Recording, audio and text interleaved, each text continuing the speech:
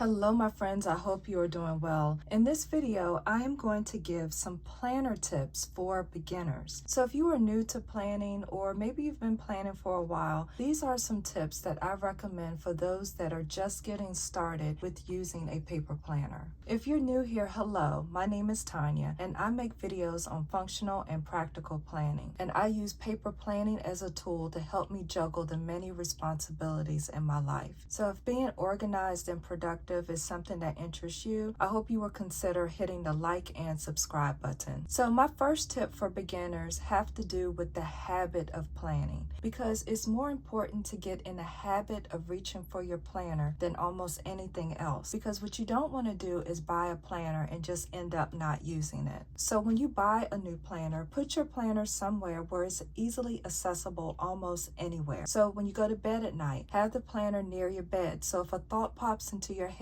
you can pop your planner open and write your thoughts down. Most planners have a section for notes, so you can write down anything that pop into your head that you don't want to forget. A lot of times we tend to remember things we need to do when we're alone, not when we're out around other people, not when we're distracted with TV or other things, but when we're actually alone and it's quiet. So I'm typically alone and it's quiet first thing in the morning and sometimes late at night. Also, while I'm getting dressed in the morning, thoughts tend to pop into my head. So what I recommend people to do is, like, for example, when you're getting dressed, just take your planner out and open it to today's page. Don't worry about reading anything on the planner or doing anything. So the main idea here is if the planner is accessible, then you will use it. When you go to work, if you happen to work at a job where you have a desk, take your planner and actually have it open on your desk. That way it's accessible for whenever you need to jot something down. Tip number 2 for people who are beginning with planning is to choose a simple planner format. Now, the planner format you choose pretty much depends on the type of person you are and what you will be using the planner for. Now, I recommend that most planner beginners get a weekly planner. So a weekly planner is not what you see here. This is actually a daily planner. This is a whole day and this is a whole day. A weekly planner looks like this. It's a week spread across 2 pages. So in this format, it's like a vertical column format where this is Monday, this is Tuesday, and so on and so forth. So you have your whole week that you can look at across 2 pages. Another example of a weekly planner is this one, and it is similar to this format, but it's more of a neutral color. And you have the days of the week going down in the vertical column here as well. And here's an example of a weekly one. You have your whole week on 1 page, but it is in a horizontal format as opposed to the vertical column format. So there are all types of formats out there, but I think for beginners, they should be able to see their entire week when they open their planner, either across 1 page like this or across 2 pages. And I say that because I think a weekly planner works for most people. Now, if you happen to be a person that plans to take a lot of notes in your planner, perhaps you plan to journal each day and you want to use your planner for that as well, then you would want to format like a daily planner format like this. This is a day on 1 page, as I showed you before, and over here is a whole section for notes. In this planner format, you have a section for your prioritized daily task list. You have a section for your appointment schedule here, and then you have a section for your daily notes right there. But let me warn you about daily planners. If you end up not using the notes section, it'll make you feel like you're wasting space in your planner. And that's why I recommend for most beginners to start with a weekly format, because if you put your planner down and don't come back to it for a couple of days, you can still see that you used your planner pages. It leads to more planner satisfaction, which will lead to you using a planner in the future. But with a daily planner, if you put it down and don't come back to your planner for a couple of days, you're flipping through and you're seeing blank planner pages that you didn't use, which can make someone feel like they're being kind of wasteful. So that's why I recommend the weekly planner, especially for beginners and especially for people that aren't in the habit yet of using their planner all the time. By the way, this is a page finder that is sold in my shop, and this one has the gold foiling on it. If you happen to go with a ring bound planner as a beginner, the gold foiling can match the hardware on your planner here. And I also have this page finder in the silver format. So for tip number 3, I want to recommend some things that you write in your planner as a planner beginner.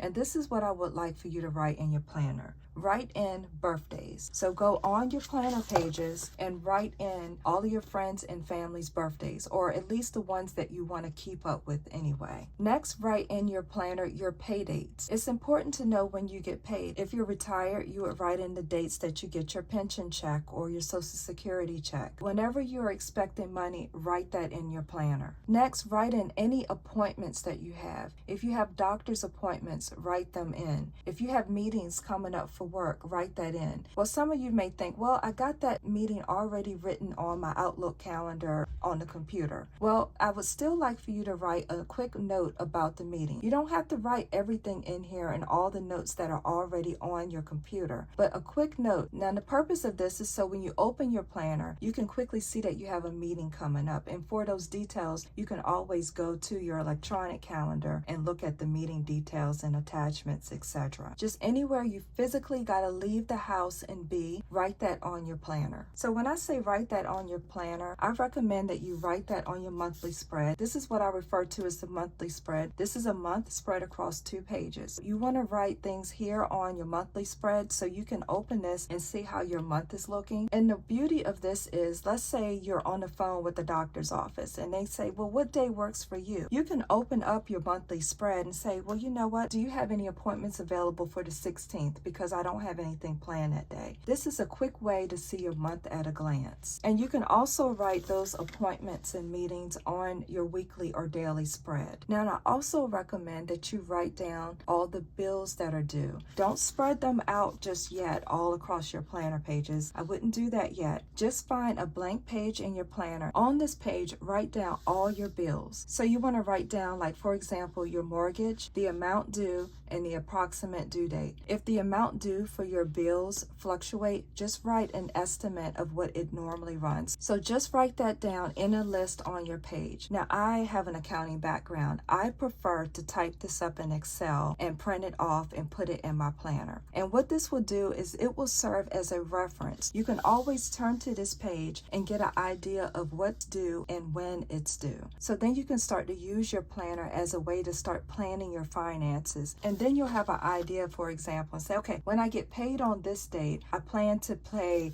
these things with that check. So this is good for beginners, just getting your feet wet and just helping you organize your bills so that you can pay them on time. Now, the fourth and final tip that I have for planner beginners is to find a comfortable writing ink pen that you like. So when I say a comfortable writing pen, it should be a pen where when you actually write, you like the way it writes on the planner pages. You like the way the ink flows. It should feel very comfortable. Some people prefer tips that are thin. Some people prefer thicker writing tips. I like something like right in the middle, like a 0.5 millimeter personally. And the pen, I think, should be attractive. And I say this because when you have cute planner supplies, it makes you want to use them. I love beautiful things. I like nice purses, I like nice planner pages, and I like nice writing pens. Now, this pen is relatively inexpensive. It's a pen that I sell in my shop, and I don't have carpal tunnel, but I type a lot at work, and sometimes I feel a little pain in the top of my hand. So I want a really good, comfortable writing pen. I love this pen because it has the cushiony grip here. Another thing that I like about this pen is the clip here.